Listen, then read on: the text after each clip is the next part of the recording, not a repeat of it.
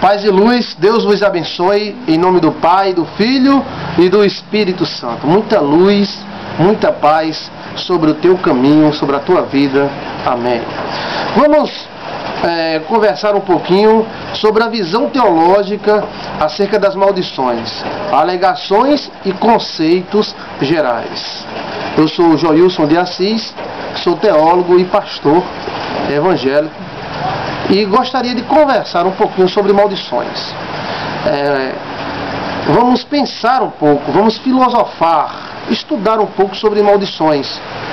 Existem maldições? Nessas palestras que você vai ouvir, vamos falar sobre a temática maldições. Será que realmente existem maldições? O que a Bíblia diz acerca das maldições?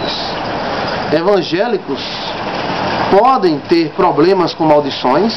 Alguns afirmam que sim, outros que não. E aí? O crente está livre das maldições? O que é uma maldição? O que é maldição comportamental? Vamos analisar à luz da Bíblia sobre este assunto, sobre esta temática. Para começar, toda a história da Bíblia conta algo que mais ou menos está relacionado a maldições. A Bíblia começa com uma história de uma queda do primeiro homem chamado Adão e a maldição do pecado que veio sobre ele. Então a Bíblia começa contando a história de como a maldição entrou neste planeta. Conta a história da bênção, que foi a criação, conta a história das maravilhas que Deus fez, que é uma bênção maravilhosa, mas conta essa queda, que é como se fosse uma maldição. Neste pacote da queda de Adão, veio a morte, a fraqueza, a distância de Deus, as doenças, foram expulsos do paraíso, tudo isto por causa de um ato, de uma atitude que os amaldiçoou. Então houve uma maldição, a maldição do pecado. Na Bíblia encontramos situações que nos alertam sobre esta realidade. Por exemplo, a maldição de Caim, quando Caim matou Abel, ele foi amaldiçoado e expulso da sua terra e foi colocado um sinal nele para que ninguém o matasse enganado. A maldição do neto de Noé, Canaã, filho de Cã, foi algo também que a Bíblia relata. Noé tomou um vinho, ficou bêbado e começou a fazer alguns presépios, vamos fazer assim, algumas palhaçadas. E o seu filho, Cão, ficou rindo, ficou achando graça daquilo ali. E quando o seu pai, Noé, acordou, disseram para ele. Então o que ele fez? Em vez de amaldiçoar o filho, Cão, amaldiçoou Canaã, o seu neto. E mostra que a maldição é autônoma, independente de Deus e do diabo. Ou seja, Deus não mandou Noé amaldiçoar seu neto. Não. Ele amaldiçoou porque ele quis amaldiçoar. E isso é algo notório na Bíblia. Os cananeus, descendentes de Canaã, depois de muitos anos, depois de passado mais de 1000 anos, foram destruídos pelos hebreus. Alguém pode dizer, é por causa do pecado.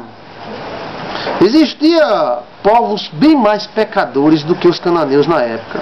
Egípcios, gregos, chineses, árabes, sírios, fenícios, idólatras, cheios de culto ao sexo. Inclusive, o próprio povo de Roma, eles tinham práticas sexuais incríveis, terríveis, cheias de pecado. E por que eles não foram destruídos pelos hebreus? Os cananeus foram destruídos pelos hebreus. Os cananeus tinham um problema com a maldição que acompanhava eles. Eram pecadores? Eram. O pecado da zoofilia era muito grande. Mas existiam povos próximos àquele local que também tinham pecados incríveis e não foram destruídos. Encontramos maldições comportamentais, como o de Sodoma e Gomorra. Sodoma e Gomorra tinham um comportamento errado e esse comportamento provocou a destruição deles. A sodomia, eles eram homossexuais e praticavam várias práticas de sexo que a Bíblia não aprova e que Deus não aprovou, e por isso eles foram destruídos, segundo a Bíblia. Se não existissem maldições, por que o anjo do Senhor se preocupou com as prováveis maldições do mercenário Balaão? Então, aí são situações que estamos citando para você ver mais ou menos a história da maldição na Bíblia. Então, Balaão foi um homem contratado pelos inimigos de Israel para amaldiçoar Israel. E o anjo foi matar Balaão para impedi-lo de fazer isso.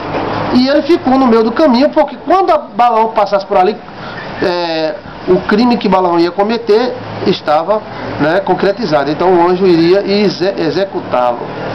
Mas se não existia maldição contra Israel, por que o anjo não deixou? Vai, pode falar à vontade, fala aí, berra, grita. Então, mas o anjo disse não, o anjo foi lá, era um mercenário. Ele estava fazendo por dinheiro, pela La Prata. A aliança que Deus fez com Israel no deserto tinha a pena de morte. Eis que vos coloco entre a bênção e a maldição, o monte Gerizim e o monte Ebal, que representava a maldição e outra bênção. Escolhe, pois, a bênção para que vivas. Então Deus colocou o povo de Israel entre a bênção e a maldição. E além disso, chamou os céus e a terra como testemunhas deste acordo que ele fez com o povo de Israel, que continha a pena da morte, que ele poderia executar alguns israelenses, porque ele fez um acordo, e esse acordo tinha a pena de morte. O monte Gerizim e o monte Ebal representavam a bênção e a maldição, escolhas que os israelitas poderiam fazer.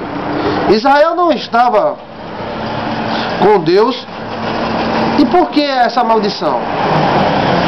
Por que o monte Ebal? Por que o monte Gerizim? Ela não só estava na bênção?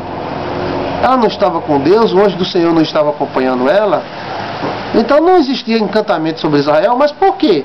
Deus falou: eis que vos coloco entre a bênção e a maldição. Outro exemplo é o exemplo do rei Saul. Ele foi amaldiçoado por Samuel. E um demônio veio e entrou nele, e ele ficou endemoniado. Aí você diz, não, mas ele errou. Ele errou.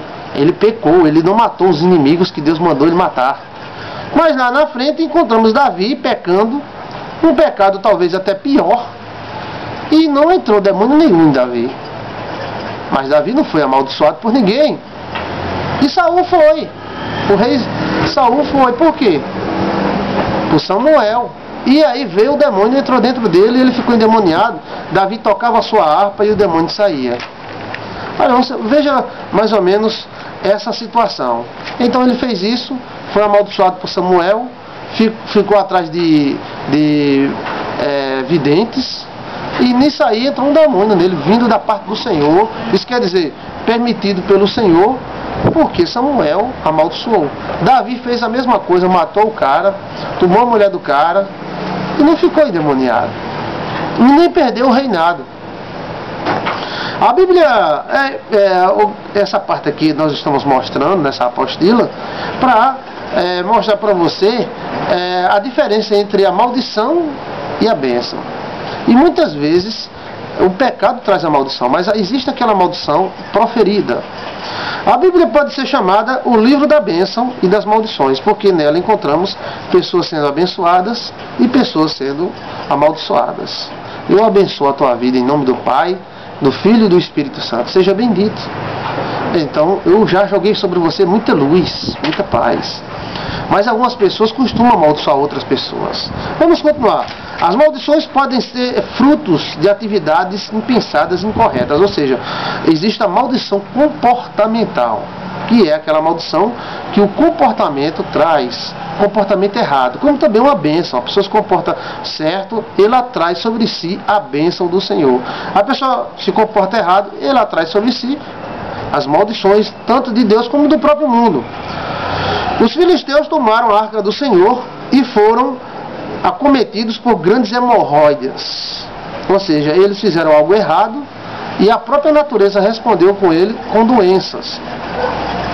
Em Malaquias encontramos muitas declarações sobre maldições. Inclusive o livro de Malaquias termina com a palavra maldição.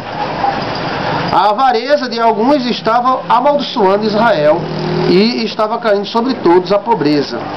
Segundo Malaquias, é porque eles não pagavam o imposto da época chamada dízimo. Então o dízimo ele não era pago e por isso estavam todos entrando em maldição. Então vamos continuar nessa palestra, vamos para a segunda parte. Vamos continuar nessa palestra sobre maldição e bênção.